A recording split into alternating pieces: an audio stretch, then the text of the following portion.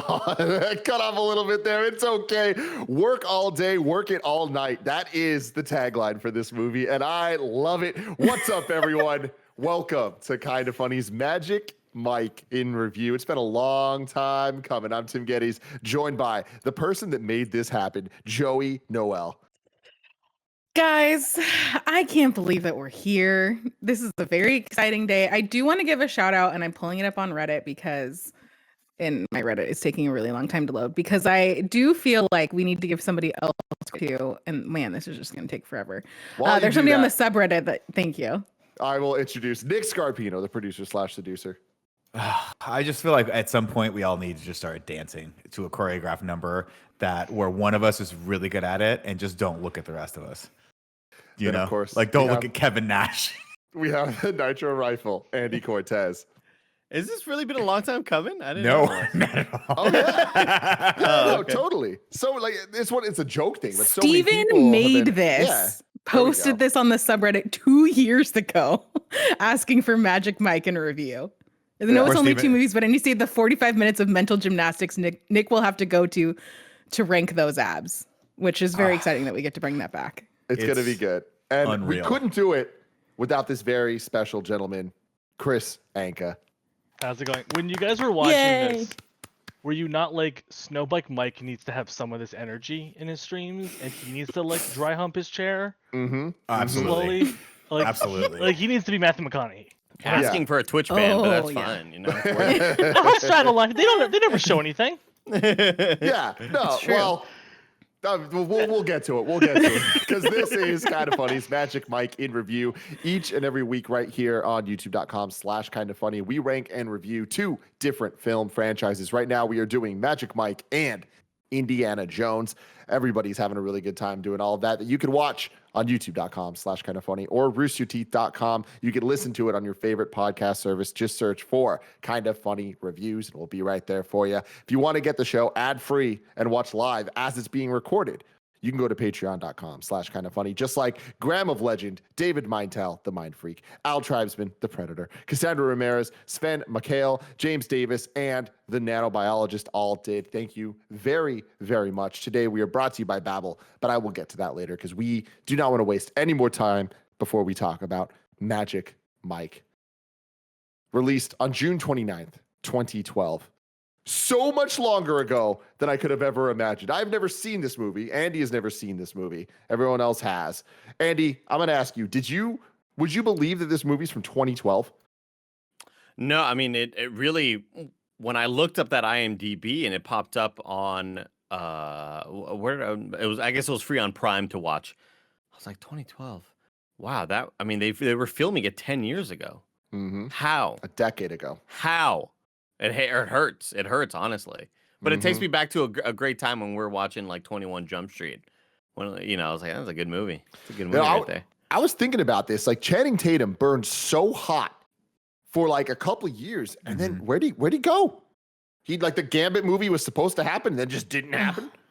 The curse of that. He was in the last Kingsman for a second, but then that was like a weird debacle where he was in it and then really wasn't in it for a minute. But I like to think that Channing Tatum is everywhere and that he burned so bright he just exploded, and now he's a part of each and every one of us. I love that. This was directed by Steven Soderbergh. Nick, yeah. Who are you familiar with this man? Yeah, of course. I mean, Steven Soderbergh, of course, most famously did the Ocean's 11 series. But I love him as a director. He's had some misses, namely probably this one, depending on how we all feel about that, and The Girlfriend Experience. But I also really, really love him for one of his original movies that he did called Out of Sight, starring George Clooney, Ving Rhames, and Jennifer Lopez, which is a really, really cool movie based off of a book series. He also won an Academy Award for Best Director for Traffic. Oh, right. Did he do Logan Lucky? He did Traffic? He did do Logan Lucky. He did do Logan Lucky with Adam Driver and James Bond. That was a fun one too. He's a great director, and he's normally really great at nailing specifically the tone of movies. And this is not that though. This movie is so all over the place tonally that from like 1 second you're like, is this a parody? What does Matthew McConaughey know what movie he's in? And then Tim, 15 minutes in, you go, no, don't care anymore. It's magic. Oh, it is fucking magic. So the music, normally the music by section, I'll tell you that the composer or whoever was doing the score, this movie, I don't know if you guys noticed, doesn't have a score. Nope. Like there's not music Really? playing in scenes where there's dialogue. It's just them talking at all times. And it doesn't Otherwise, seem like there's it's- script written in the dialogue when you're talking. at all. So not. music supervisor Frankie Pine initially planned to use Kid Rock's Cowboy for the cowboy themed number featuring Fuck Adam yeah. and Ken. Oh, no. When it was not possible, they couldn't obtain the rights to the song. They chose Big and Rich's Save a Horse, Ride a Cowboy instead, which I thought worked pretty Worked well. perfectly. It's a great Yeah. song. Yeah. It's a great song. Aside from music at the parties and clubs, there's no score in the film except for during the boat ride to the 4th of July sandbar party. That's it. Yeah, It's so that- bizarre. and that song when that scene pops up, I'm like, is this some A24 indie bullshit? Like, what is this So- movie? That's what's so striking about this movie because it has moments where you're like, oh, I'm seeing actually the kernel of a really cool indie film here. But then there's moments where it's like, is this a parody? I don't understand what's going on. I think this movie really kind of wanted to be Boogie Nights, but Yeah. just didn't have what it takes. And then I think they were like, well, we've got some actually pretty notable names in this. I mean, namely like the cast behind Channing Tatum the entire time is like Matt Bomer, Joe Manganiello, Kevin Nash, who I totally Manganiello. forgot was in this. And then Me the too. dude from CSI Miami, I think is the show he's from. So like it's just Adam weird. That's how Rodriguez, he's maybe? listed in the credits. Yeah, the dude from CSI Miami. So it's just so funny to me that they were like, they kind of nail that vibe. Like, I actually like that scene where they're walking around the sand barge and they're kind of improving a little bit. And I like this movie a lot better the second time around than watching it the first time. But then we cut to the stage and it's just so weird. And none of them can dance except for Channing Tatum. And I'm just like, in a different world, they would have not been able to get any of those stars, including Matthew McConaughey, and actually had to cast like character actors that could dance. And this could have been like the Flash dance of its era. You know what I mean? Or like the Dirty I don't Dancing know, of its man. era. We're jumping a little bit ahead here, but I feel like it feels real that they're not all perfectly trained dancers. Like there's always the star, and then everyone else is just kind of moving. And as long as you're hot, like how many times have you been to a strip club, Nick, and been like, oh man, everyone here is just fantastic at what they're doing. Well, I mean, I've never, to be fair, I've never seen an all-male review like that. So I don't really have a lot to, other than the Chippendale skit with Patrick Swayze and Chris Farley back in the day. So good. I guess you're making a very, very good point, which is that you don't necessarily have to be the world's best dancer. But I just think that there's the moments that Channing Tatum's not there, you're like, this is so painful to watch these guys. And they're trying their best. I mean, shout out to Matt Bomer for trying, but like, when you have Channing Tatum there, he's so far and away better that you almost want the other numbers that we're about to see to kind of hit that level. And to me, they just didn't do it. I mean, watching Kevin Nash try to move like that is just like, it's painful and enjoyable all at the same time. But like, oh man, it could have been better. This had a budget of $7 million. The film's budget was self-financed by Channing Tatum and the director, Steven Soderbergh. Box office of $167.2 million. So it did pretty well for the limited budget it had. They claim the movie was written by Reed Carolyn, but I don't believe them. I don't believe that anybody actually wrote this. Well, I think the movie came together very quickly, if I remember correctly. I think they were like, we just cobbled together funding and went out and made something. And that's why I think a lot of it is just mostly improv. But it's supposed to be quasi-autobiographical about Channing Tatum, right? Yeah, Yeah. exactly. So before we get into the plot, Chris, you're the master of Magic Mike. What are your thoughts? So I assume, are you aware that there's a Magic Mike live show in Vegas? Mm-hmm. Yes, and it's Came tragic that out- I haven't gone yet. It came out right around the time that the sequel came out.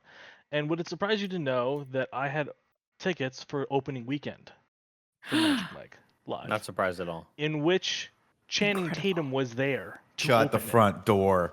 And I Shut got it. to see him Lock dance it. on his then wife while the stage, while the show's going on. It was amazing. It was absolutely Describe amazing. the smell.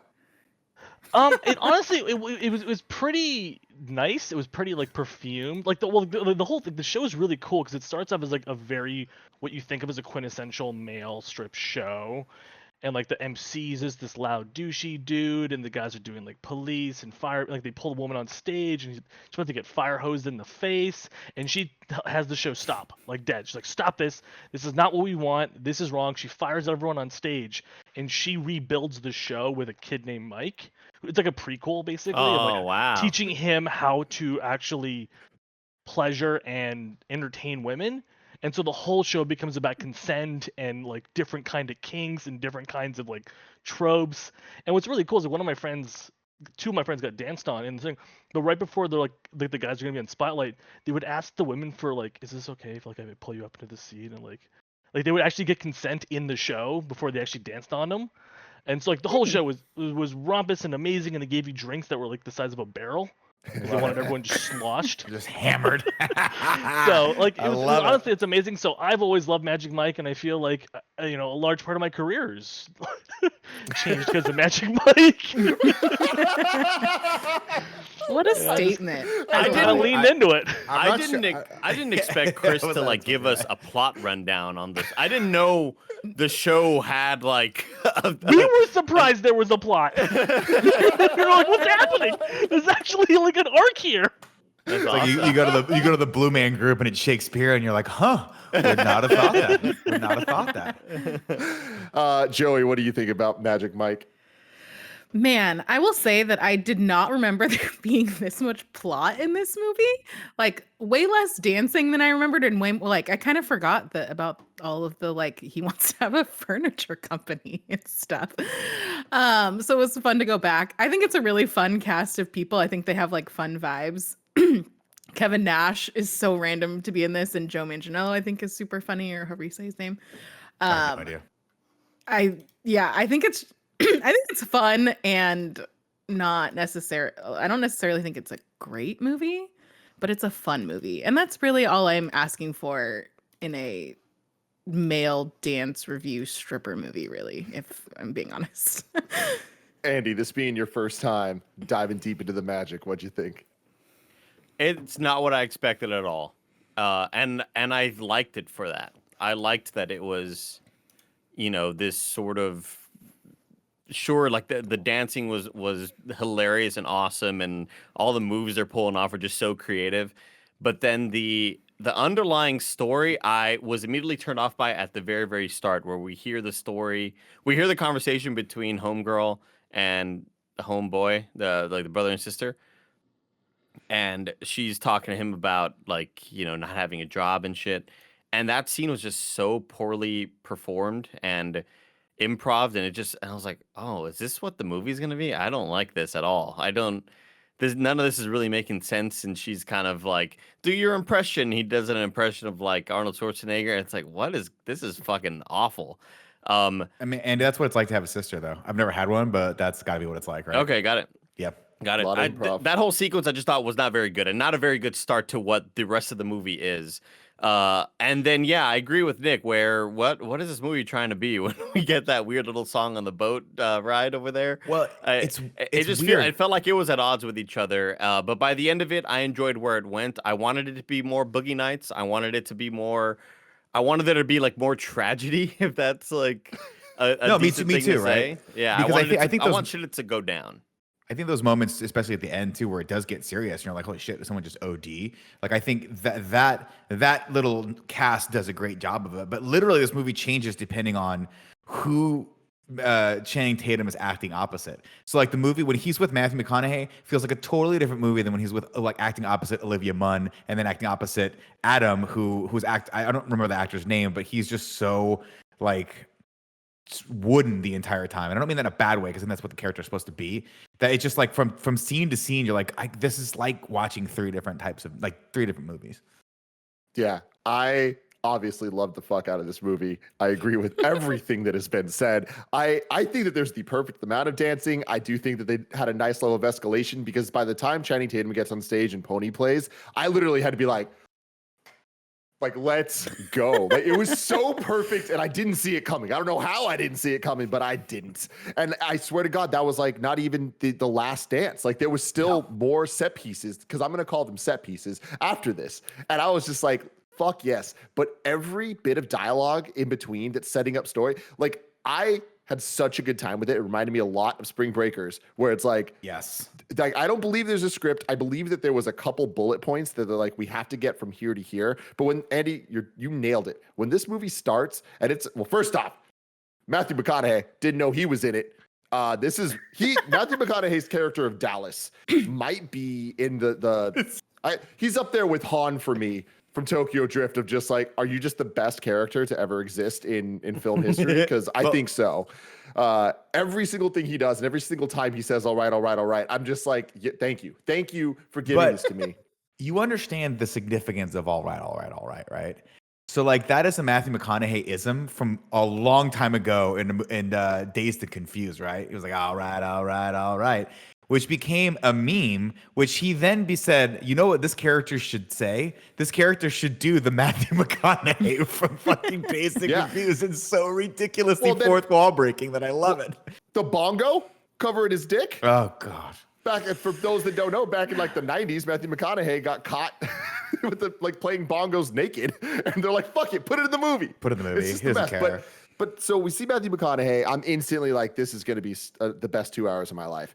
But then we get introduced to people that aren't Channing Tatum, and I'm like, "Okay, not really vibing with this dude." Oh, here's a woman he's talking to. Clearly they're together. Clearly they're dating. Oh no, she called him brother, and he called her sister, and they're going to do that 1,000 more times in this fucking movie where they're constantly like brother, sister. And I'm like, why? Because that's all they have. There's no script. They were just like, your brother and sister, make sure that you get that across. So we just kept going. We need like you to get across this one plot line, but just talk to each other, like feel it out. It's like they're not improv actors, and it was bad. It was a bad start. Let's stop. They're barely actors to begin with. And like, if you're not the greatest actor to begin with, improv is like the kiss of death to throw an actor into that into that deep water. But the reason Nick, she was in The Office. If you watch it, you would know. Okay. I mean, Channing Tatum before this was in Step Up. So why don't you step off? I was talking. Why did you bring up Channing Tatum? We were talking about the brother. Well, because I don't know. It doesn't matter. My point was the brother or the brother character, the main character of this movie.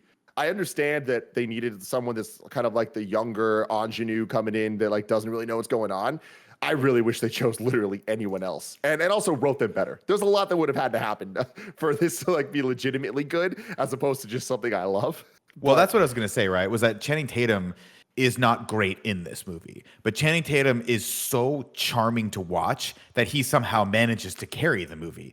And his improv, for the most part, is all over the place, but he has very, very sincere, like genuinely charming moments that just remind you, hey, you're watching a Channing Tatum movie, and that's A-okay with me. Adam, unfortunately, is just not, there's not much there, but holy shit, is he good looking. So it's there is that. You know what? All of it. That's fine. Like when he takes his clothes off the first time, I was like, this is how I know that life is never fair and that God looked at me and laughed when he made me, because that motherfucker is almost perfect. Like he's an almost perfect specimen of a human being. Other than the most fun fact for me that I appreciate more than anything is there were no dance or body doubles used at any time. All the actors did their own dancing and much stripping. to Kevin Nash's chagrin. Kevin Nash was fine, man. He was playing fine. the role, playing a part. He's fucking Tarzan. I know. Let's get to the plot. Shit. Can you touch this? Oh, give it to me. Ooh, a musical element. It's time for the plot, Nick. Let's hear it. Tell us the story. The listeners are waiting. Tell us the story. Tim, Yes. can you touch this? Welcome to Magic Mike, ladies and gentlemen. I now know what I can and can't do when I go to the strip club, and you can't touch anything unless you're Matthew McConaughey, in which you can touch yourself a lot. The movie opens with him. Does he ever? Tim, here's a fun piece of trivia for you. Is he ever not wearing those leather pants? I don't know the answer to it, but it kind of seems like the answer is he's always in the pants, right? We get a super title over screen that says June, and then we see Channing Tatum, and he gets out of bed, and he is pantsless. And this is not the only time we see his butt, and it looks fantastic. He's of course there with Olivia Munn, and she is. We kind of get that they pair up sometimes, but this is not a real thing. Of course, there's another person in the bed, and they can't remember her name either. And these people are just kind of having fun, and they're each other's booty call, and occasionally, I guess, put together threesomes. They forget her name. It's really funny. They forget, yeah. Mike wants to make custom furniture, and he's waiting for good interest rates. And Olivia Munn will probably never call him again until she wants, a little bit of that sweet. Shocked shocked to see Olivia Munn. Didn't expect that. Definitely did not expect her to be topless. This whole thing, did not expect her to be in this active threesome thing with him, but also not necessarily knowing each other before. And also, why is there dates in this movie? Why do we have the date screens? We need to know, Tim. Do we? Because it grounds it in reality. I don't know. I think. Well, I just don't understand But where what does it grounds us, change? Like we don't know where we were to start the movie. Well, what's amazing is it goes from June to like August, but it always looks exactly the same outside. So there's no weather change, no Always season yellow. It's change. always yellow. Yeah. Doesn't matter. I think the dates popping up made me feel like this was going to be more than what it was. And I think that's all that Absolutely. matters. Seeing the date pop up where it's just silence and it just cuts to the date, it cuts to July, black screen, white font, silence. I'm like, oh, okay. They're going for a little bit something more than just They're going for a artistic. crazy stripper ride. There's gonna be a little bit of depth to it. That's what it tells me at least. Yeah, I mean, I think it was just a really lazy way for them to show the passage of time and try to add a little bit more to the character development, but we didn't need it.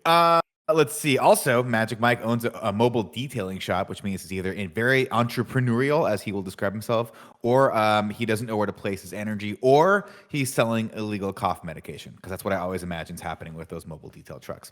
Mike also works construction, and his boss, Sal, is a dick. Adam is the new guy, and he's also insanely good looking, but can he dance, Tim? That's the question. We'll see. That is We'll the question. see. Adam, for some reason, gets fired for stealing Pepsis. And I'm going to say it right now, dude. If you get fired stealing Pepsis, you're not living your life right. At least steal a damn Coke or At least Coke go for the Zero. Coke, yeah. Jeez Louise, man. Mike tries to jump him off.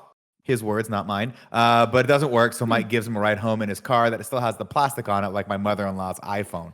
Adam used to play football, but he screwed up his scholarship, and now he doesn't know what he's going to do, but now he wants to be a roofer.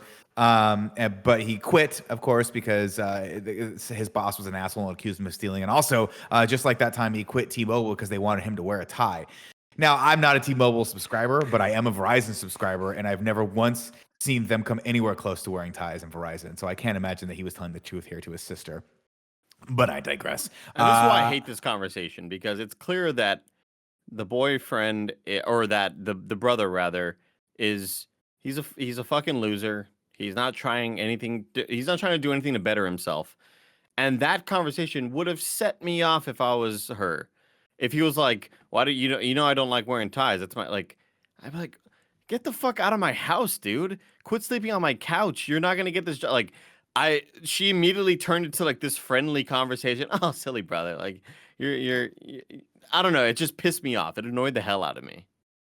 I think it was the only supposed one? to. No, The only absolutely. one. I mean, it's definitely supposed to. You're supposed to get a picture that this guy is completely lost in life. And he's annoying, and he's a nuisance to his sister who's just trying to take care of him. And then she was That's like, "Hey, messy. do your impersonation from yesterday. Do the impersonation. What impersonation? I never did it. Like, what is this? What is fuck, it? This scene Siblings are sucked. dating, man. Yeah, That's Seems exactly what weird. this is. It's always weird. brothers or what is it? Siblings are dating. Yeah. That's what Brother or lover? Wow. Later that night, they go out with Tall Paul. He totally sucks. And then Adam bounces.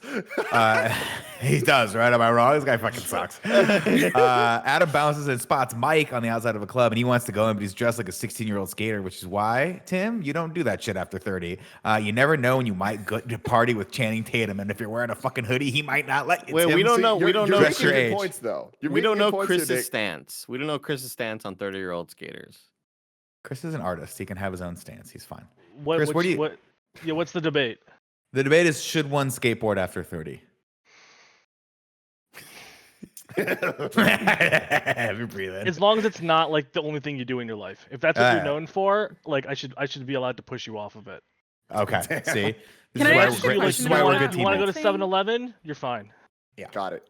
All right. I What's up, appreciate Is Joey? that. I the respect that. does Nick hate people that skate after 30 or people that learn to skate after 30? I mean, well, one's more egregious than the other, Joey, but they both Okay. chap my hide, so to speak. Okay.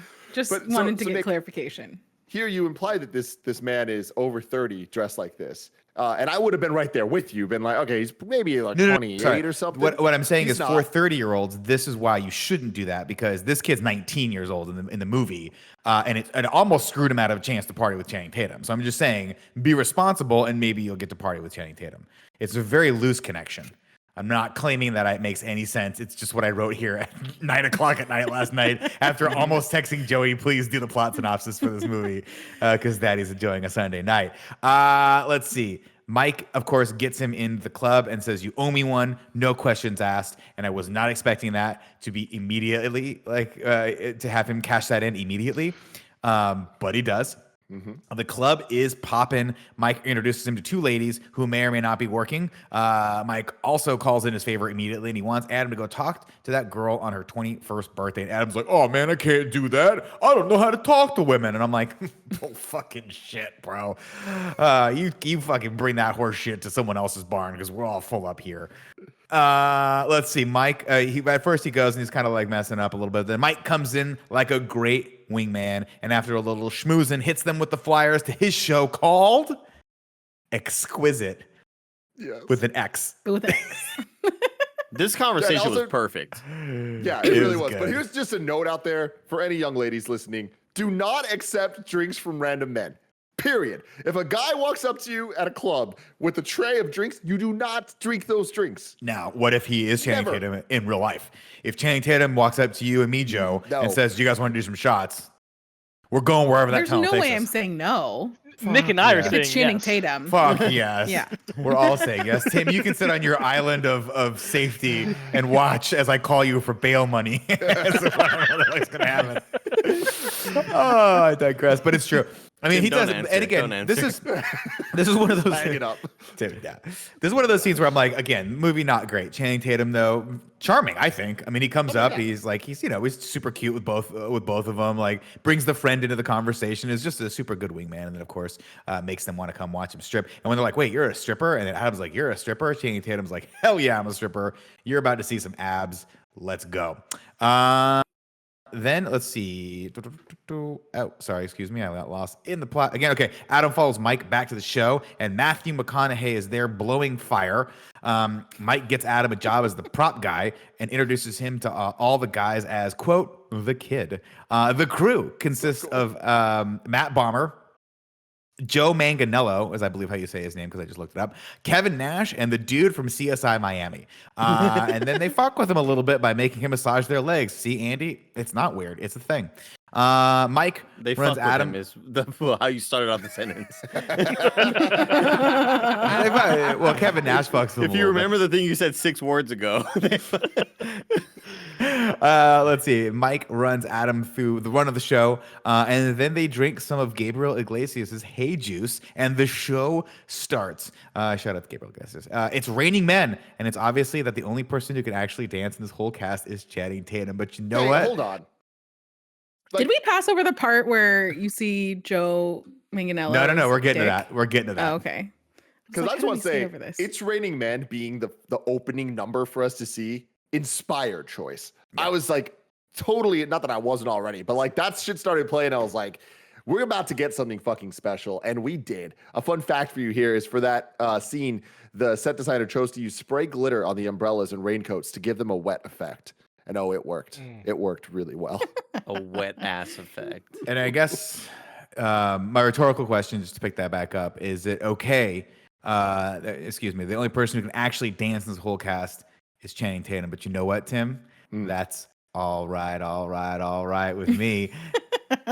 Then a really weird song plays, and we get a montage of the night's activity, and this place is off the chain. Matt Bomber plays a real-life Ken doll, which is weird as shit. And then Channing Tatum thrusts his crotch at everything and everyone in the club. And also, Joe Manganiello has the penis the size of Channing's Tatum. It is fucking huge, apparently. That thing was ridiculous. Now, a fact here that isn't necessarily about that, but I assume that it is during one of Gabriel Iglesias' stand-up routines, he claimed the less endowed actors required props for the silhouette dances. After calling one of the nearby porn studios, a trunk was brought in full of rubber dicks. When the props were dumped out onto a table, according to Iglesias, the 12-year-old came out in all of us, and everyone started having lightsaber battles with them. Yep, you got to do it. Can you imagine this group of men all just like lightsabering with some rubber dicks? Fantastic. Tarzan ODs in the back and can't go up on stage, and then it's a huge crisis because like, what are we gonna do?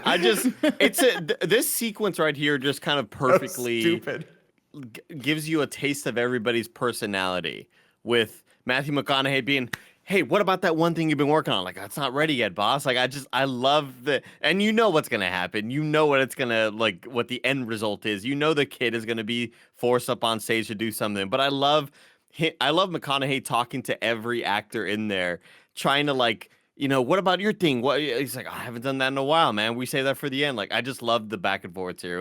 It was a great little character moment for all of them. I loved it too. I really just had a moment though where I was like, I knew where they were gonna how they were gonna solve it, but I was like, how is he gonna play the part of Tarzan? Like they did the whole intro for the Tarzan bit. Yeah. Right. So I was a little distracted by like what was in real time, what was going on. Like the crowd's just waiting there for Tarzan. Yeah, I know.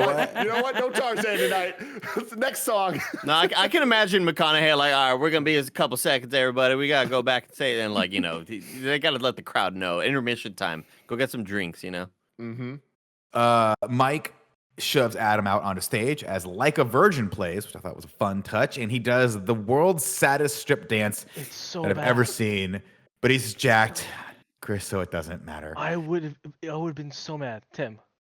I just want to let you guys know a fun fact that might not totally change your opinion on this, but we'll do something here. The kid's first strip did not have any choreography at all. And it was his idea to reveal his butt. Before doing his moves, he did not even know what song was going to play. They just put him out there and just said, go. That's perfect, That's- actually. That's what we incredible. got. I mean, it's a perfect result. It looked like it. And It's even such a bad show though. oh, it's terrible. If I had to like see like a guy who's never done like do something to Like a Virgin, tease it out. Like if you're gonna be the shy guy, give me a little like he's just literally taking it all like one off. It's a 20-second shove. He's so pissed. Like I'm like I want my money back for that show. He's supposed to be shitty though, And then I love I love the cuts to McConaughey's face of Just being like, all right, like Yes. there's But something he's- here. no. It's not good, but there's something here, right? And I love kind of like, I don't know, it just reminds you of like anime of like, wow, this kid's a good fighter. Like that's sort of what it reminded me of. I don't know if I was Channing Tatum and I saw him take off his shoes like that, I'd like walk out and grab him like you're done. You're done. Yeah, Done. you got it. Done. Yeah, I was throw wrong. other people out on the stage. This kid needs help, but they just leave him out there. At this point, I did write this down. I said, "How did I already take a page of notes on this movie?" ? But guess what, guys? There's way more pages coming. Adam mostly makes a lot of sweaty ones. Makes a lot of sweaty ones, and Adam is officially part of the crazy club. He has passed audition. Mike and Dallas decide to hire him. Also, Dallas is building a new club in Miami and has agreed to cut Mike in with some of that equity. But also, well, hold on, he made out with the girl, and then McConaughey's like, don't ever make out with the girls. Like that. First off, like don't ever do that. I love him kind of coming up and being like, hey, rule number 1, you already broke it, but I like this kid. I like this. But that's my thing with this whole movie is like there's no consistency in like characters or what's actually going on where they're like, don't ever do that, but that's why you got the job. Yeah. Well, he likes the chutzpah, right? This is a raw material that you can then like combine to make the thing. You can whittle it away to make that sculpture. But I also do want to note that I put a note in here that you guys see Matthew McConaughey looking on like the proud mentor. There's a moment where it cuts back to him and he's bathed in green light, and it's the creepiest fucking thing I've ever seen in my entire life. He's like, yeah, like is super into it. Anyway, The whole movie, I'm afraid Matthew's gonna fuck his strippers. Yeah. Oh, definitely. He's yeah. very Like, into that's the vibe he puts out with all of them, just bear slapping them and with his Jesus. chest into their Oh, chest. he's and they're all so drunk. he's I'm like, so touchy feely. A lot of sexual I'm tension. pretty sure he's had his way with all of these dudes. I I mean, gotta- that's why it reminds me of Boogie Nights. Like I feel like Mhm. how in Boogie Nights all the porn stars are begging each other. That's kind of the vibe I got here. I got a couple of Matthew McConaughey facts for you here for this movie. He got a phone call for this, and it is only the second time he's ever accepted a role over the phone. He laughed, and in 10 minutes, he accepted the role. He said, quote, I knew that I was just going to be able to fly, so I had to say yes. Which, like, holy goddamn hell does he fly in this fucking movie? It's one of those things where Matthew McConaughey is just in this movie the walking personification of ego. And it somehow goes beyond that. It goes from like, oh my God, this guy is so fucking creepy, to just like by the time the movie is almost over, like, this guy's a golden god. He can do literally no wrong. He's the creepiest thing I've ever seen in my entire life. But when he does the little like the thrust thing, his abs are so fucking defined. Oh my god, we're getting to the gym part. Let's get there. Let's get there. Let's see. That night they hook up with the birthday girl. And her friend, and they party till the sun comes up, and then Adam and Mike jump into the ocean together, and they go, "Do we just become best friends?" They actually said it. Like, they jumped off and they're in the water, and I had that feeling. I was like, "Oh my god, this is great!" But then he fucking said, "Are we best friends? Do you want to be my best friend? You want to be my best friend?" I love you Tatum's guys together. Yeah, it's so ridiculous. They head home and meet Adam's sister Brooke. Mike insults her table, and they do the opposite. They hit it off, and he kind of makes fun of her for not liking breakfast or whatever. And then breakfast is going to be an ongoing motif in this. Just remember breakfast, ladies and gentlemen, because the last scene, it's going to be important. The next day, Dallas teaches Adam how to strip at a 24-hour fitness. And he's wearing very small, very tight shorts that I like to imagine, Tim, came straight out of Matthew McConaughey's closet. Oh, I'd like to imagine he's just The like, whole outfit. The whole outfit. Yeah, the Yeah. crop top Yeah. is superb. It's so superb. And like, I don't know how they made him look so disgusting. Like, Matthew McConaughey is a very attractive man. oily. And this scene, it's like, I wouldn't touch you ever. You're disgusting. And then every other time you see him, you're like, where did those abs go when he was in the crop top? they were there, man. How They've come always guys been there. don't wear more crop tops, just in general? I know why I don't. But I was like, I know exactly why I don't wear crop tops, Joe. I hate my But stomach. I would just like to share this to the world. Like, men, if you feel like you want to wear a crop top, you should do it more often. the only man I've ever seen in a crop top is Yusuf. And that makes sense. That makes sense to me. And it's because Yusuf Yeah. looks like Matthew McConaughey with his shirt off. Now, Joe, to answer your question, if I looked like any of the people in this movie, you would have to try to staple that shirt to me. It would be off the entire time. Like, Nick's his fucking shirt's off again. Like, I would have to And call Kevin. There would be some like HR. Oh, there would issues, be. like, I mean, it wouldn't be a can you please make violation per Nick se. Wear a shirt. You would at just work? every time you looked up, I would be flexing. That's all I'll say. I would be He'll flexing. put on a shirt though, but it'll be a fishnet shirt. Yeah, oh, definitely. Yes. Oh, got It it. definitely a crop top. This looks like not even a crop top. This looks like when Greg wears the Mario Kart shirt. I'm just throwing that out there. Yeah. Same amount of let's- sweat too. Oh God, and probably beefy smell. Mike insults her table. They do the opposite. Anyway, the next day, Dallas teaches him to dance at the strip club, short shorts. Mike takes him. He teaches him how to thrust his pelvis as well, which is the start of his. What happened? Did someone come in? No, just this picture. Oh, geez. Kevin I'm had not it seeing up. Got it. There it is. Beautiful. And this is the start of Adam's official journey to become the kid. Mike takes him shopping for some stripper clothes, and they chat about Dallas. Brooke comes home and finds the bag of stripper goodies, and she wants to know what's happening. She thinks that he's maybe potentially having some stuff happening with his sexuality, but he's like, no, it's not that. I'm humping the stage for money. And she's like, oh, okay, well, at least you can pay rent. Let's see. Okay, so Adam and Matt Bomber play cowboy on stage, and Adam can do the splits and has gotten a lot better at stripping in just like one night. But guess who's there? Brooke's there, and she does not approve of any of this. And Mike's like, you know what? I have something, Brooke, that will make this all better. And do you know what that is, Tim? Pony. Pony. The answer is pony. And was he right, Nick? Fuck me, he's right. And I'll tell you this, man. If I were that actress, I'd be like, I'm sorry, guys. I could be an Academy Award-winning actor. If I'm supposed to look mad right now, I don't have it in me. No, 'Cause this honestly, is happiness. Oh, she breaks. And that's what happens is because he's doing the most incredible dance I've ever fucking seen on stage, and I am just transfixed. Meanwhile, the camera cuts to her approximately 57 times. Yeah, 100%. And every single time, her face is just. And you Dude, don't he know what does- she's feeling. It's like, what is going on? And then there's that one moment where she just breaks a little, and I'm like, that should have been the third time they cut to her. Yeah. Yeah. Okay, so this is what I kept thinking the entire time. I don't know how a human being makes his body do the snake thing where he humps the floor. But in my elevated age, I have to imagine it's not good for your back. That just looks like it makes your lower back hurt. Oh, I'm not trying that shit. No. I tried doing a windmill once in jiu-jitsu class, and I threw my back out for like half a week. So I'm not doing anything. I don't think I've ever had that kind of motion in my lower pelvis. I'm too tight down there. But he also flips off the stage. I just want everyone to remember that. Yeah. Like, that's a moment Yeah. that happens in this dance too. 10 Channing out of 10. Tatum's points of articulation are like a Todd McFarlane toy from the 90s. You know, it's just Oh my God, it's so true. That's 100% unbelievable. spot on. Let's see. Mike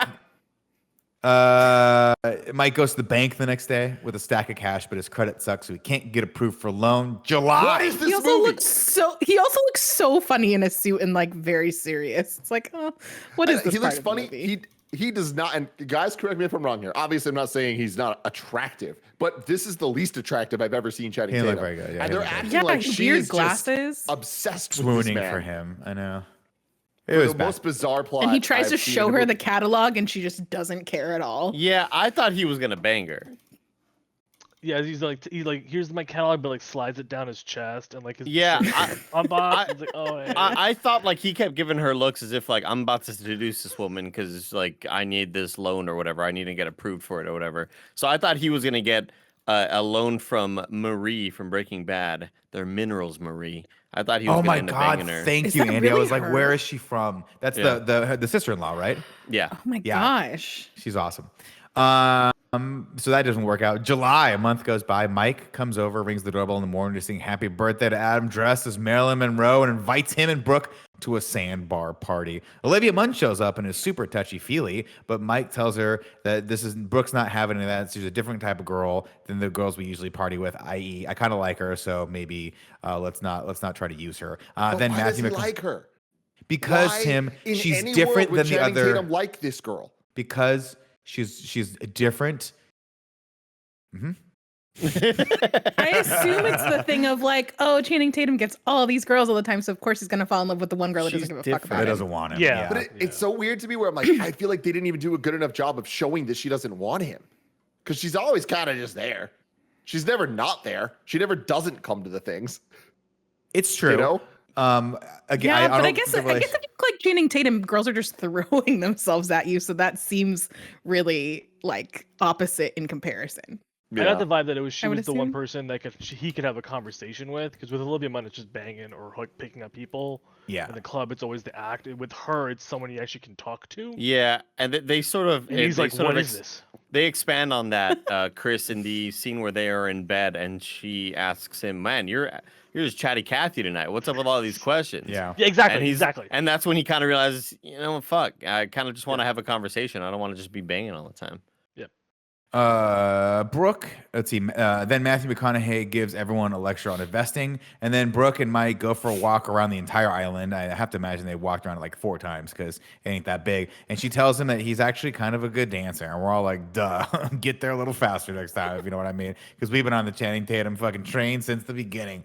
Adam was supposed to go to college on a scholarship, but ruined it by fighting with his coach the same day, and now she's trying to figure out why he's turned to stripping. And Channing Tatum says probably the deepest thing in this whole movie. Quote, he's 19 years old. Women, money, and a good time. And then she's like, well, that doesn't sound very productive. And then Channing Tatum goes, hey, I got him, okay? And she's like, all right, I guess I'll believe you, Channing Tatum. After all, your nickname is Magic Mike. He invites her to the show again, and they're probably going to make out because Channing Tatum is way too freaking charming for his own good, but it doesn't happen until the end of the movie. They do an army number during which every single person on stage is in fatigues with like tank tops, except Matthew McConaughey, who's just wearing the leather pants because you can't get him out of them. I don't know, but I'm in tough. I don't know. He's like, Got a cock leather's to go." really, really cold. Then they shoot machine gun rounds out of their penises, and they do pull-ups while humping the ground. And then Mike brings God Adam bless. home wasted, but Brooke is on a date with that dude who sucks, so he goes home by himself to sucks so flatten bad, his dude. $1, and he hits up Joanna, played by Olivia Munn. And then he tries to connect with her that night, and this is the scene Andy was talking about, where he's just like asked her to what do you study again? And by the way, maybe Channing, I'm just throwing it out there, Mike. One of the reasons why you're not connecting with her is because every time she's told you, the 3 times she's told you that she's studying don't as, listen to her. psychologist, you don't fucking listen to her. So yeah, maybe that might be one of the reasons. She's like, you're a chatty Cathy. With this, let's call this what this is. We're booty calls. Just call me when you want to have fun, but stop trying to date me because you suck. We get another stripper montage. Where everyone is dressed like gold, and then Tarzan, and then like doctors. This is just great. Hold on, before you go on, let me tell you about our sponsors. Je ne sais quoi. In case you don't speak French, that means I don't know what, which I never knew, but now I knew thanks to Babbel, the #1 selling language learning app. One of Greg Miller's goals for New Year was to learn a new language, and Babbel has made the whole process addictively fun and easy with bite-sized lessons that he'll actually be able to use in the real world. And not just a new language, specifically French, so that he can expertly speak to his wife, Genevieve. Babbel's 15-minute lessons make it the perfect way to learn a language on the go. Unlike the infamous language classes we took in high school, God, I hated those. Babbel designs their courses with practical, real-world conversations in mind, things you'll get to use in everyday life. Other language learning apps use AI for their lesson plans, but Babbel lessons were created by over 100 language experts. That's pretty cool. With Babbel, you can choose 14 different languages, including Spanish, French, Italian, and German. Plus, their Babbel's speech recognition technology helps you to improve your pronunciation and accent. Start your language learning journey today with Babbel. Right now, when you purchase a 3-month Babbel subscription, you'll get an additional 3 months free. That's 6 months for the price of 3. Just go to Babbel.com and use code MORNING. That's BABBEL.com. Use code MORNING for an extra 3 months free. Babbel.com. Use the code MORNING. Babbel. Language for life. Now, Nick, I want to talk about this because I think that this was such a brilliant moment in the movie. Because it was totally like, okay, we're making a movie about male strippers. We want to make sure that we're inclusive of everything. You know, let's get it all in montage. Great. Let's do the montage. Like, you know, they're like, we have the budget to do this. We didn't need to spend too much on the set because it's just one stage. So somebody go to a prop place, get as many different costumes as you can, and we're just gonna go for it. They rated a Spirit Halloween, and they were like doctors and army people, and then we'll just. I mean, I look at the one where I'm like, am I the only person that looked at them head to toe painted in glittery gold and was like, that's got to be the last number of the night, right? How the fuck do you get them out of that? That's like 2 hours to clean up per person. Yeah. I don't know. Dallas throws a party during a hurricane to announce to everyone that as of September 1st, they will be the cock-rocking kings of 4,000 square feet of Miami real estate because the new club's about to open. Dallas tells. By the way, that seems really cool. Just to be like at a party in a hurricane seems cool. Sounds scary. Actually. Raining Does it outside. sound scary? I mean, like they're safe. They're not worried about it. It's just kind of like it's just. I mean, a they're cool all thing. on so much ecstasy that I don't think it really matters. Yeah, that's true. Touching the weather. Dallas tells Mike, he's like, hey, Mike, you got that 7.5% coming. And Mike's like, I thought it was 10%. And this is why you always get it in writing. And then Adam wants to hook up with Nora, played by Riley Keough, who's one of my faves. And she has a cute so baby good. pig. And Mike calls Joanna, but she blows him Bless off. the pig. I know the pig, which I was like, oh, surely that pig won't be eating someone's vomit later in this movie. But I was wrong. They buy some drugs from Matt Bomber, and Adam hooks up with his wife, and then everyone hooks up every with time you everyone. call the guy, I keep thinking you're saying Matt Bonner, who's like a former Spurs player. And every time I hear it, it just throws me off, man. No, I think his name's Matt Bomber, right? Is that how you say his Yeah. name? Matt Bomber, yeah. Probably, Yeah. yeah. I never learned his name. And I look at everyone hooking up with everyone, Tim, and everyone doing all the ecstasy, and I think to myself, Tim, is it too late to pivot and for us to become male strippers? Yeah, August. we're above 30, Nick. So yes, That's actually probably 100% true. Nobody wants a 41-year-old, 5'8" male stripper with Hey, more hair on his you back got than his Kevin. head. What's his name in this movie? Kevin Never Nash. too late. Yeah, There we he's go. jacked though, and he's like yeah, 9 feet but tall. Nick doesn't want to be the Kevin Nash. Nobody wants to be Clearly, Kevin Nash of the group. clearly, Nick has he's spoken his distaste of Kevin Nash. In this movie. By the way, it's so funny because I love Kevin. The last movie we saw Kevin Nash in obviously was John Wick Wick. #1. I was like, oh, that's awesome. That's great. That's a much better character for him. He just stands there. I loved him in this. I thought he was like, because he's not. They never put him front and center. The Wolfpack, baby. No, he knows what he is. Fucking Wolfpack. dude. Keep him way back there with Joe Manganiello. Adam buys a truck, so they all go out to celebrate, and Mike tells Brooke he really wants to build custom furniture, and she tells him he must be good with his hands. Wink, wink. And he's like, damn, girl. And she asks him why he's not in business. And he says something about he's been saving for 6 years and he has exactly $13,000 saved up, which will come in handy later. Brooke doesn't want to tell Adam what to do, but she's scared that he might go to Miami. Mike finally asks Brooke out on a date, but she's still sort of dating shitty Paul, even though he moved to Orlando. Shitty tall Paul. Dumbass. Tall Paul sucks. Stupid ass tall Paul. Adam wants to drink more and just party his day away, but he can't because we got that sorority party tonight, and Brooke has the keys to the truck. They show up as cops, Tim, and then they bring the heat. Dude, this entire scene It's was good, 10 out of fucking 10, man. The moment they said the word sorority, I was like, oh, they're going to do it. And they did it better than I could have ever fucking imagined. This whole thing was incredible. But it's very weird to me that the sorority was like, hey, we're going to have a party. Little we're Dare gonna Dorm college invite- rules action right there. We're going to invite all of our boyfriends, and then we're going to make them stand in the room next door to us while we get dry humped by two of the world's prettiest male strippers I've ever seen in my life. What an awkward exchange. Oh, I missed the part where Is this a thing that happens at colleges? Because I went to like a really small, tiny one, and I don't think we ever had strippers I went at to parties. art school, Joe. Trust me, it gets wild. It gets wild. Okay. Yeah. I will say, I was working at Best Buy. every stripper coming to a house that I was at story ends not this way, but like it never ends well. It's always some sort of we all are forced to leave earlier than we expect. yeah, exactly, and it costs way too much money. I do want to call back to the scene where they were on stage and Channing Tatum was dancing on the girl, and he was kind of like thrusting his dick in the woman's face, and we were watching it in the Discord. I had already watched it, but we were in the Discord, and our good friend Watchman was like, "All right, come on, how are they allowing that?" It's like, no, this is how the male strip performances go. And then I said, yeah, have you ever watched The Dancing Bear, everybody? And that's a good callback to an old Game Over Greggy show. They're real, everybody. Dancing Bear is real. It's a good one. Yep. It's not real, Andy. Come on, just Kevin, come mute to your terms mic. with it. Mute your It's fucking not. mic. It's real It's to me, not damn it. real. That's real, dude. I'll never forget the first time my real first introduction to this was there was like an episode of Real Sex. You guys remember Real Sex on HBO? Of course, You ever watch yeah. that? There was I think it was Real Sex. There was an episode about an all-male strip review. I guess I'm gonna crank it to the 60-year-old woman. Like I got nothing else. Oh, well, this one was different. This one was male strippers, and they had to have their underwear specifically made because they were so big. They had to make a little like tube for it to hold their manhood. And I remember thinking, I'll never ever have that. Like even like at this young age, I know that's what I'm destined for. I was like, no, There's not a growth spurt. exactly. These guys had it all. Let's see. I lost my pace on the page. Everyone vamp. Oh, they bring the heat. And this is the part where, of course, Adam starts selling ecstasy that he got from Gabriel Iglesias. And he has no idea how many pills he has, but he starts giving it to the girl. And she kind of freaks out a little bit. And then one of her boyfriend's like, yo, did you give my girlfriend ecstasy? And at this point, I'd be like, what do you care, man? You've been over in that room sulking over a fucking natty light for 3 hours. Clearly, you're not you're not trying to take any responsibility for this situation. But of course, they get into it. Bottles get smashed over people's heads. And then we get a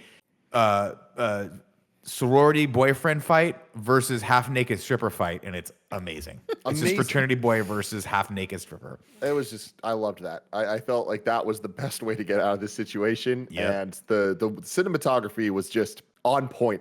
Getting the wide shot of the two almost naked dudes being surrounded by people, and you just see like butts everywhere. It was awesome. And speaking of the cinematography, this is just blows my mind. As we were doing this interview, I looked at the Wikipedia because I wanted to know who shot this, and I'm a little shocked to find out the answer. So the director of this, how do you say his name, Nick? Steven Soderbergh. Yeah. Soderbergh. Cinematography is by Steven Soderbergh as Peter Andrews, and edited by Steven Soderbergh as Mary Ann Bernard. And I'm like, excuse you? So I Googled this and I looked it up. Apparently, he has been doing this as some under the radar way to get around union stuff in the industry of how much people are allowed to work on things. So he, due to issues with the Writers Guild early on in his career, he was forced to come up with a pseudonym to receive credit for cinematography work on his films. He chose the name Peter Andrews as a tribute to his father's first and middle names. And interestingly enough, he was also forced to come up with a pseudonym credit for his editing work, for which he chose Mary Ann Bernard to honor his mother. So he was working triple duty on this movie. Well, maybe next time, don't. Maybe next time hire a real writer. I was gonna say that's a quick way to get around like diversity issues. Just like, you know, just be somebody every time, right? Come on, Steven Soderbergh, figure it out, dude. Jesus. They leave the house so fast that they actually leave the bag behind. But Adam's like, "It's okay, man. It's probably only like 100 pills anyway." And he's like, "Oh, that's only $1,000. I guess we can pay that back. No big You missed deal. the Let's best not part. worry I love about it." that to leave, Adam pulls out his fake gun. Yeah. On the frat kid, he's like waving it around. He just throws it at the end. Later, What I that wanted was like the cops to break in and be like, and like stop the fight and be like, y'all down to party, and then they start stripping. More strippers. Who's who there? Everybody's stripping. The rolling door, yeah. the Boys frat in the dorm start taking their clothes off. the frat guys are like, they have too much of an advantage wearing no clothes. Let's go. We gotta take our clothes off. They're so let's see. slippery. They're so oily and glittery. We'll never get this off. Mike sees Joanne at a bar, but guess what? She's chilling with her fiance, and it's super awkward. And this guy seems way too cool. Like they got some sort of weird, cool relationship like I've never even heard of. Because he's like, you guys seem to have an issue. Like, let's put it this way. If I were with my fiance and Channing Tatum walked in and made it very clear that he had been like having sexual intercourse with her, I don't know how I'd react, but that's probably not the way I'd react. I probably wouldn't be that chill about like it. I'm gonna head out because clearly like this guy's surprised that you have a fiance. That's not the conversation you leave. No, Yeah, honestly, no. this was like probably the main scene in the entire movie that made me think there was no writer, because literally it kind of felt like each one of them had a goal that didn't line up with the other, where the scene starts. And first off, it's like, from everything we know about these characters, I'm surprised she'd have a fiance. That seems a little bit just out of nowhere. It's at most been a month and a half since we've seen him and her hook up for debatably the first time. But then it, like the way that the tall Paul, or no, it wasn't tall Paul, it was the whatever, the fiance Paul Tall. Paul Tall, Mr. Paul Tall over here. The way that he reacts to all of this, it almost feels like Channing Tatum said something else to his fiance, and he's like, "Okay, cool, you guys can deal with this," and just like walks away. It's so fucking weird. Like when you really think about like the actual plot of this movie, like Channing Tatum's, if I even want to call it character growth, is so truly bizarre. Because like I know we've just spent the last 53 minutes talking about the plot of this movie, but Nick, do your best to explain to me what in just a couple sentences. What is Channing Tatum trying to do? Upon second viewing of this film, he's trying to find himself, right? He is. We're seeing his story mirrored in Adam, and when he sees what it's doing to him, he realizes, I don't want to turn into that. And obviously, I don't want to turn into Matthew McConaughey. This whole world is destructive. It's destroying everyone. I'm trying to find myself. That is, I believe, and to the credit of the filmmakers, I think that actually comes across at the end when he has the breakdown where he's like, I just can't be in this world anymore. After the part we're about to get to where they decide to do ecstasy all night and bang each other. But see, that's the thing that confuses me though. So, okay, I get the subtext of you saying he's trying to find himself. But what he's actually trying to do is start a furniture store, which is fucking weird as hell. And like, what gets weirder is like his choices of what he does in his life to get to that goal. Because it's like he clearly is making a metric fuck ton of money from stripping. We see his house. They reference that a couple times. But he's also an entrepreneur, so he has a couple jobs that don't seem to be paying him much. In the beginning of the movie, we see him at the roofer begging for more than minimum wage. It just doesn't add up. I don't understand. I think he's got the 13. I mean, he says he's been saving for 6 years, so I don't think he's making a ton of money, because to just save $13,000 in 6 years is actually not that much money if you think about how that breaks down. I think he's trying to figure out how to get something started in his life, and he's quickly realized that he's run out of time, because while it's kind of cute that Adam, a 19-year-old, is getting lost in the party lifestyle of like nightclubs and partying in Miami or Orlando, wherever they're at, it's not quite as charming anymore when you turn 31. Which is why you should just stop skateboarding and don't even bother. Don't even think about being a DJ. And plus, that's the thing is they reveal him being 30 this late into the movie. Yeah. It's like we don't know that as viewers. Yeah, I think also just him meeting Adam's sister and seeing something that, meeting a woman that clearly isn't part of that life, that she represents the normie view of everything, where you're not partying and stripping every night till the break of dawn, I think him meeting her and realizing like, damn, this is what a bit of normalcy. This could bring like a bit of normalcy to my life. Yeah. I don't want to be a part of this. I don't want to become Matthew McConaughey at 40-something years old. I don't want to be stripping forever. I kind of got this sculpting thing that I've been interested in and I've had a passion for. That all these other elements are kind of pulling me away from the stripping world, and I need to get out. Is kind of what I was. I'm with Andy, but I also think that the furniture thing itself is not the real thing, right? That's just yet another red herring where it's like he doesn't really want to do that. He just thinks that's going to lead him to some sort of happiness or legitimacy, where he really just needs to do some soul searching, get the hell out of this industry. I think I always read that the furniture was his, like that was his creative outlet. He wanted to be his creator, but I think it's not that he was seeing that I can become Adam. It's I have been Adam for 10 years, and I've been lying to myself that I have this out, I have this door, but I've never actually taken those steps. Right. Yeah. And now I'm trying to see. Now that I'm being shown that like, no, you are 30 and you have been failing at this for 10 years, and you're saying that you're not. You need to actually do something about it, or you'll forever be locked in here. And I think Brooke is a weird mirror for him in some way. But I think it's just about him finally realizing that like he's just been lying to himself for 6 years and he needs to finally get out. I agree. And I think largely to the like kind of all of the plot, I think they took like whatever time that Channing was a real stripper. I think they just condensed all of that into 3 months. So all of those events are just happening really fast. Yeah. He's having this about, whereas I think like in real life, it probably took him years to get to that point. And instead sense. of furniture, it was step up. Yeah. Which would have made more sense in this movie. Great film. Great movie. Like, I think the better it's like he wants to be a real dancer because then I think that reflects more when he does that like new set, where it's less a strip show and more just him doing a dance routine. I think if that was his thing of like I love dancing, that's why I'm so good at it in this movie, and I just happen to be a stripper, and that happens to be the way I'm using it. But I actually want to do something legitimate about this. But I think at that point it's just what was that Jessica Biel movie? Flashdance. Yeah, just kind of that at that point. Yeah. I agree. Let's see. They go back. I'm sorry, Andy. Do you have a question, or are you? No, trying to change the light I'm bulb? flicking up a Coke bottle can. Copy that. Coke bottle tab. Yeah. Dallas gives Mike shit for not collecting the fee that night, and they get into it about Dallas using them for their talent. And Dallas tells him that he wants to earn. He's like, "You want to earn that equity? You need to bring something fresh."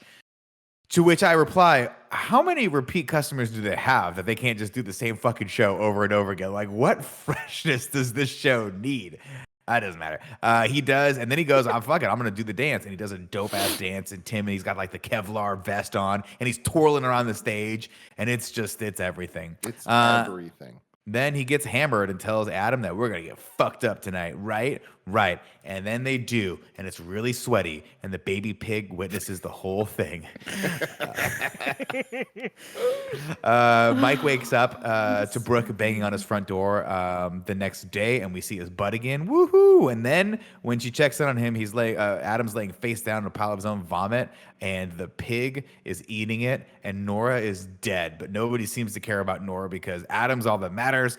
Brooke freaks out on Mike and calls him out for being a loser. She's like, "You're a fucking 31-year-old stripper," and basically just lays it out like, "Dude, you think you're something else, you're not.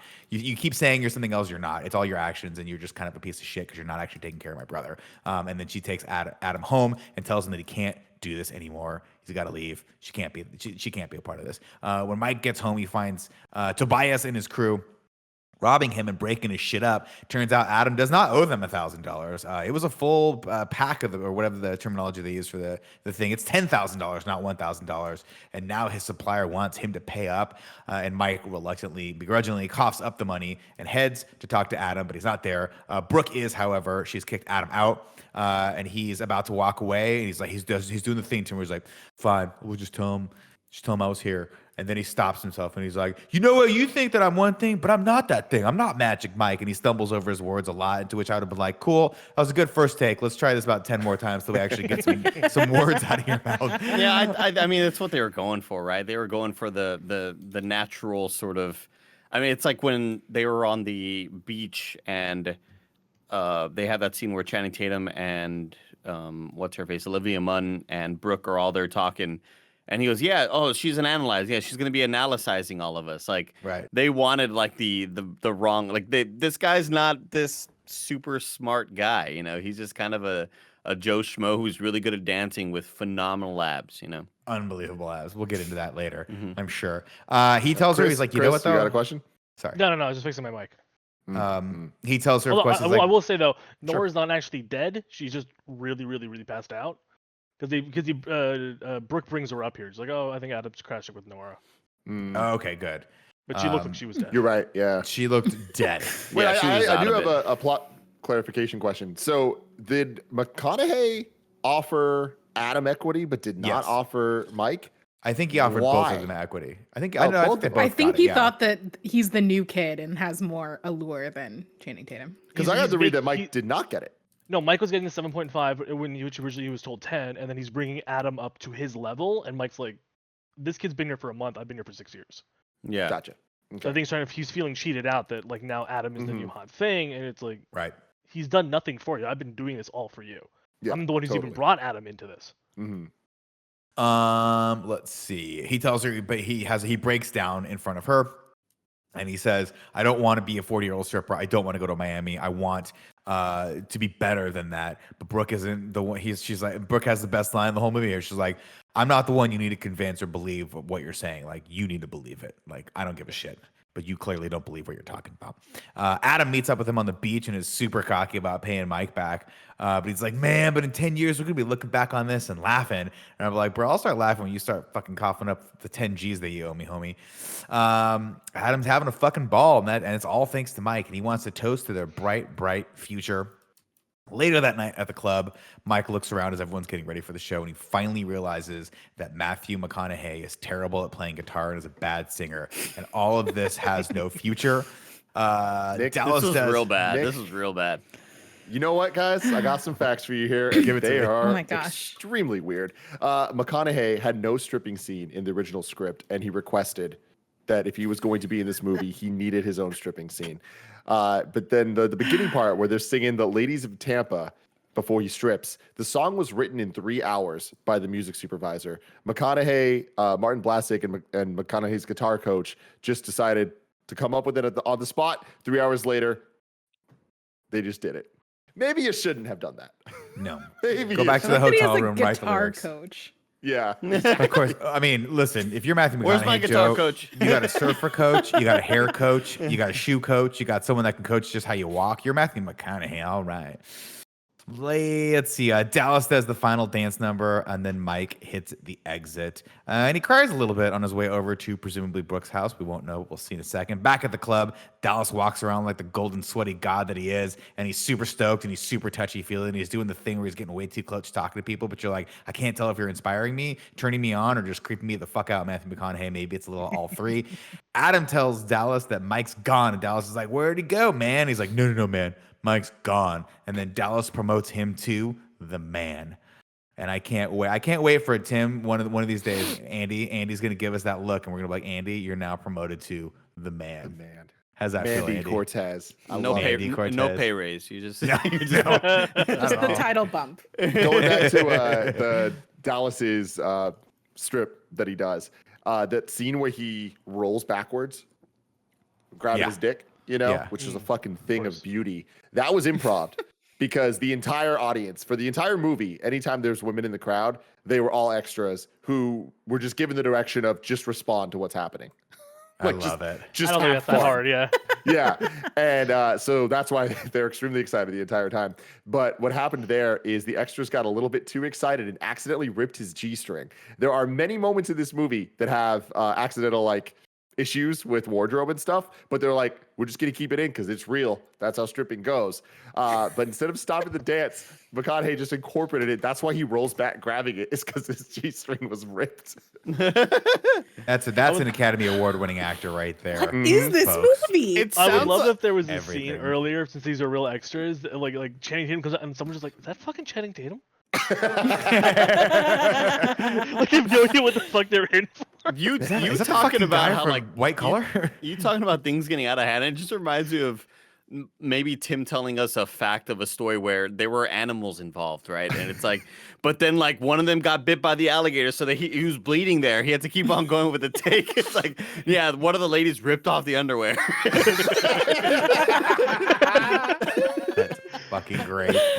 On stage, the cock rocking kings of Tampa make it rain, but this time Adam is running points. Mike does in fact show up at Brooke's house, kind of a broken man.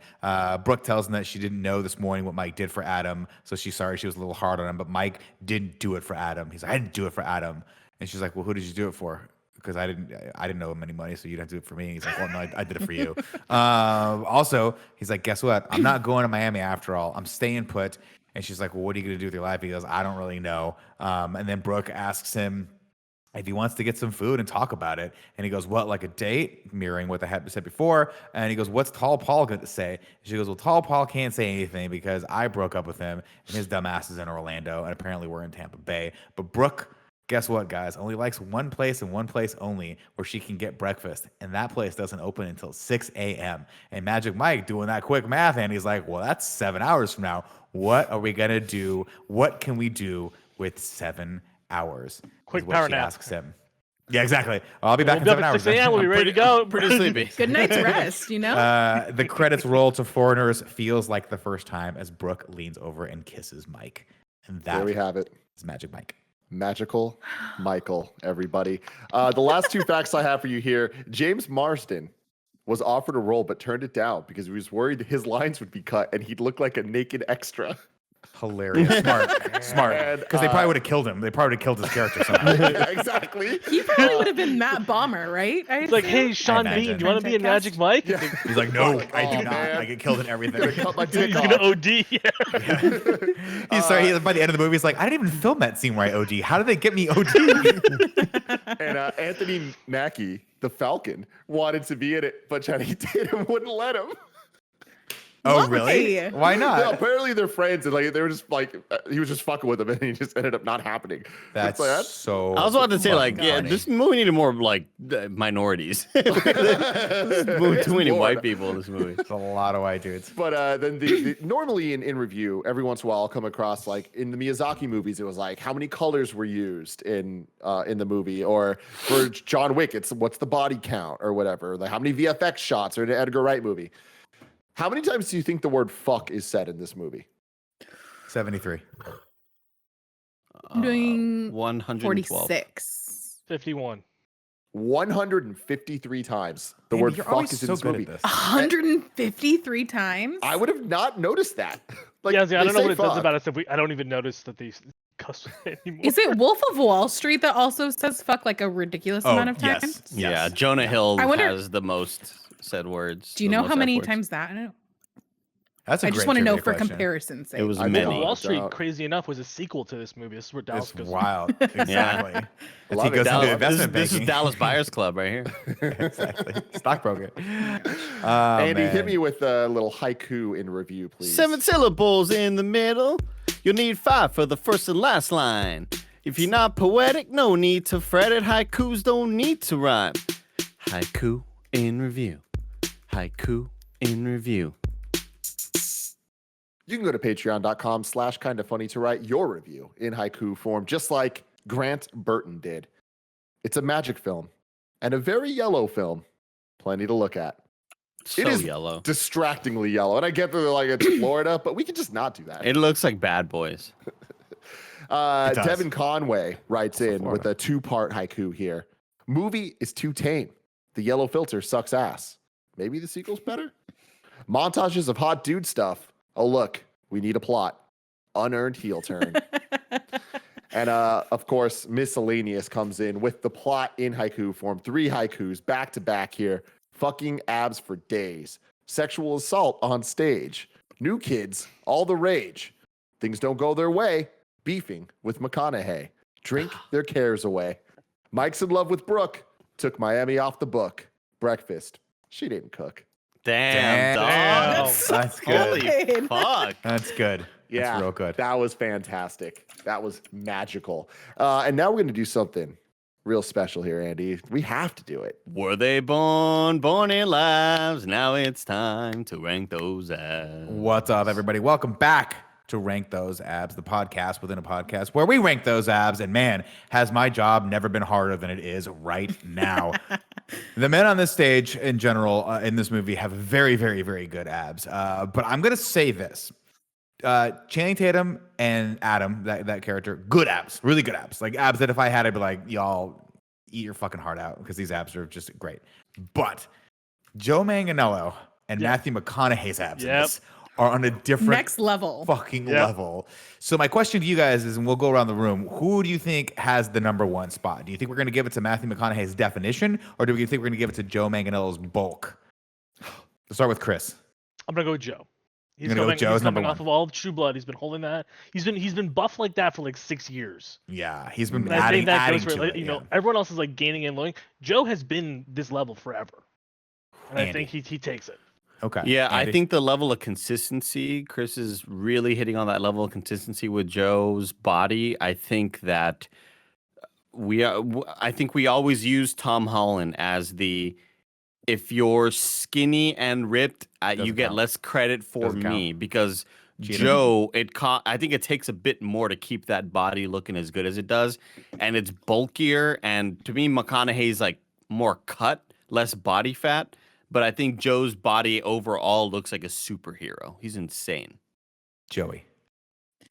I will also go with Joe Manganiello. I've just always loved him, so I feel like I have a bias towards him in general. Not that I don't love Matthew McConaughey, but yeah, he just like kind of fills the whole package. I will say that I'm looking at this picture of Matt Bomer, and I don't think we're giving him enough credit. Are we not giving enough credit? Can we see a picture of all of them on stage? Is there a possibility where we can look at all of them? Look at this. Kevin, I just put this in, and then you can make the picture a little bit bigger. Yeah, it sounds this good. picture is not doing Kevin Nash any favors. It's really not small a picture. particularly flattering one. And this one also doesn't have Matthew McConaughey. It has some other random guy that I don't really recognize. Yeah, I don't know who there's two actors in this that I don't recognize who those are. They were not in the original in the movie. One on the right, I think, is This the guy might be- from CSI Miami. Oh, this is double XL. That's why. Yeah, that's double XL. This is the sequel. Oh, that's why. So we Okay, can't well, we can't never gauge mind. on this. We Don't can't show gauge on this. that. Don't show that. Don't show I was gonna that. say I don't know who they are. one more point to Why on is the, it on the only Joe coming scale up with? is Matthew McConaughey does not have an ass, and I think that like puts the whole package down. I know we're rating abs, but I think No. I mean, Chris, you're making a great point. I think they all are complementary things. And again, this is the criteria upon which we're ranking all these things is not scientific. So you can bring whatever you want into this. And Joey, to your earlier point, you don't have to be fair and balanced on any part. This is Magic Mike, okay? We're not doing Schindler's List here. Tim, you're the final decider. Are you gonna go Manganiello, or what are you gonna do? Here's the thing. I maintain that Dallas, the character of Dallas, is one of my favorite things to ever be put on film. But when we're talking about abs, like I would rank any single one of Joe's abs above Matthew McConaughey. Those things are beefy, they are girthy, they are all of those words. Dare I say moist? I'm sure you can say 'em. that those things are glistening. I just want to like For sure, I wanna soft. touch it with any part of my body. You know what I mean? Any fingertip, my tongue. Sure. What I want to do. I had the same thought watching Channing Tatum walking down the beach that Nick has thought about as well several times, where it must be cool just to be able to walk around like that. Oh, Like, dude, in full the confidence, board don't give a shorts, shit. and you know what I mean? Yeah. Like, Andy, if I were, here's the two things I'd be thinking about three things walking around like that. A, my shorts are just too tight, and I'm getting the muffin top. It's just happening, and I don't like it. B, I will constantly be like, can people tell that I'm trying to just cover up my stomach right now? And like, is this working? Is it not working? And then C, I'd be like, don't have enough alcohol in my system for this, for the confidence level that it takes to do this. But he's got the thing where like he's got the thrust thing that he's doing, where like the pants are almost falling off, and everyone's like, if they fall off, so be it. That's God's will. Nick, say something funny. Say like a joke, like, "Wow, this is really abstract."